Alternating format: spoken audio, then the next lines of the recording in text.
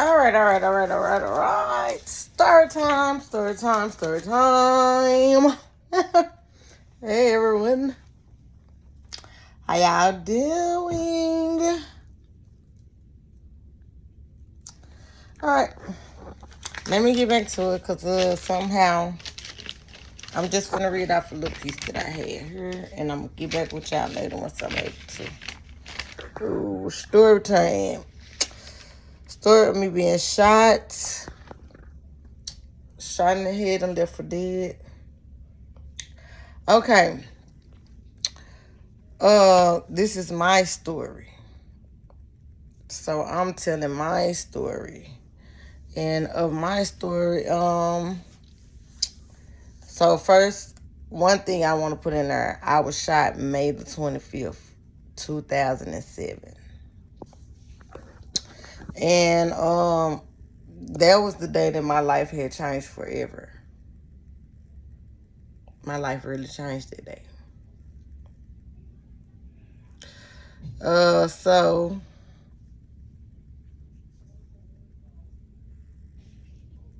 so so let's start from the early parts of 2000. So let's start with 2000. I called myself being grown and on my own.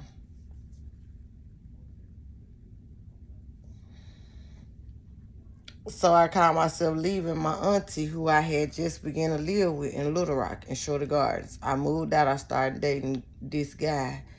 Um, I dated a couple of guys, but like I said, this one particular guy, he was a drug dealer, and I only started dating him. Not only did I start dating him, but I also moved all the way in, all the way in to his mom and dad's place. He was living with his mama and his father, his real biological parents, and I moved in too.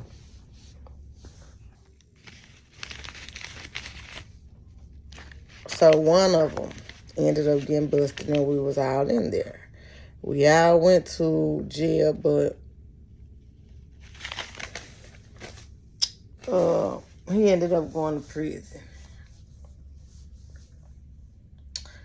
He ended up going to prison, and like I said, I ended up getting probation. And hold on, because I said I was gonna go on and get into it today.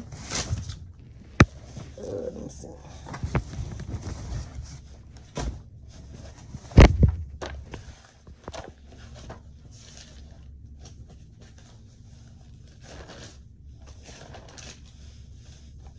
Okay.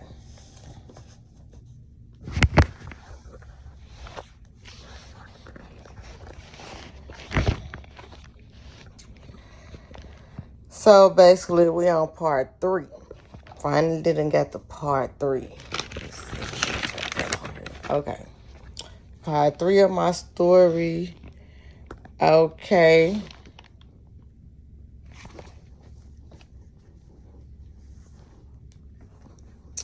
Okay, so as y'all know, we had got popped. We had already got busted, and he went to prison. I got probation, and I still live with his mama and dad and them.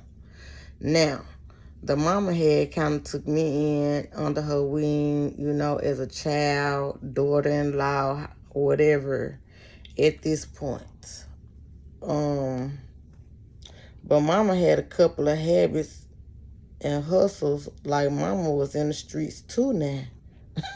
His mama was in the streets too now.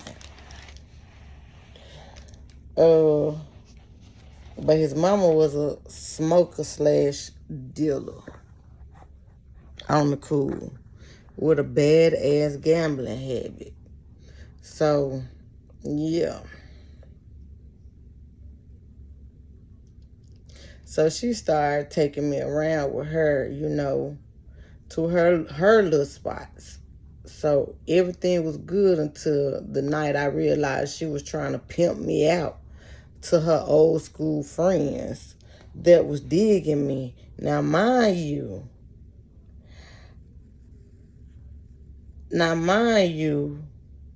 I now face, now mind you, I was a new face in the town. Young, no kids, a nice, with a nice shape and some ass. So yeah, they was all on my ass. They was on me. And she knew it. Now everything was cool until she tried to set me up.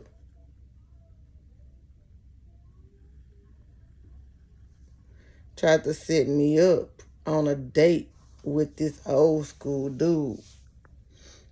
And come to find out it was his gambling spot.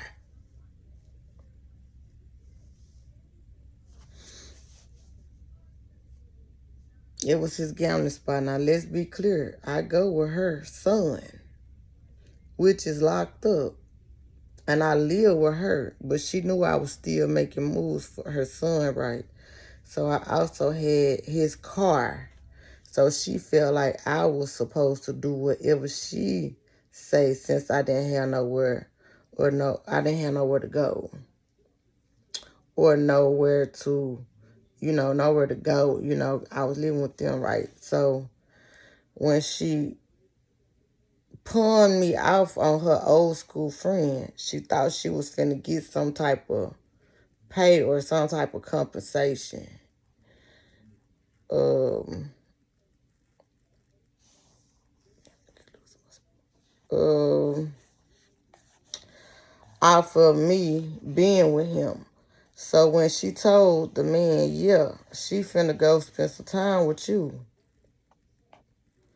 which she was talking about me, I went with no argument because I knew I was finna make this move for myself and not for her. Because she couldn't have never thought that she could pimp me out better than I could pimp myself out. And that's how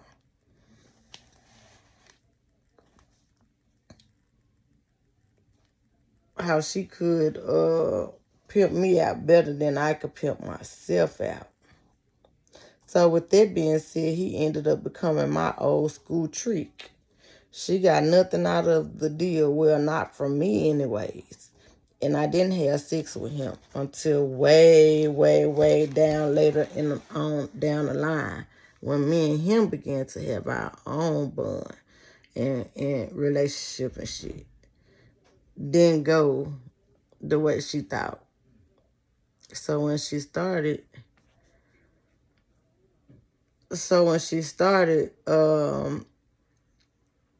to try and hook me up with different guys, I guess I wasn't as slow as she wanted me to be. So she put me out of her house. Yet now I got her son work. I'm stuck with I got his dope. And his hustle, his plug, a couple of good paying tricks. I done accumulated me a couple of good paying tricks. Hell, I can afford to move around. Now I'm posted up and living out another one of my boyfriend's little trap spots. And I still have his car. So bam, a little stuff coming together. Steady get going. It started coming together. And steady going to see, and I'm steady going to see him and making moves. So, but she still had a lot of my possessions. His mama still had a lot of my possessions, like all my jewelry. Some of my possessions when she bonded me out of jail for when I got busted with her son. So she felt like I was supposed to dance by her beat. So we started bumping heads. For real. And at this point, but no, I'm out of her house. Yet I'm still with her son though. And I have his car, and And no, I've met and started dealing with his plug. I done started dealing with his plug. Okay, so as time went on, I began to meet more people and find new little spots now. Mind you, at this point, I'm eating, shitting, and sleeping in these trap spots. Sun up to sundown, I'm all in.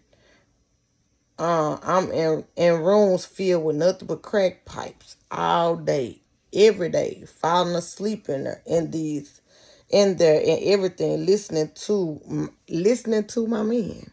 Cause at this point I'm listening to him. He telling me how to move.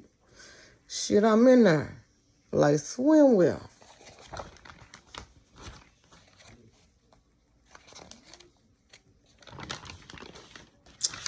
Okay, so that's all I got right now for part 3. Y'all come back for a little bit more for part 4. All right, toodles.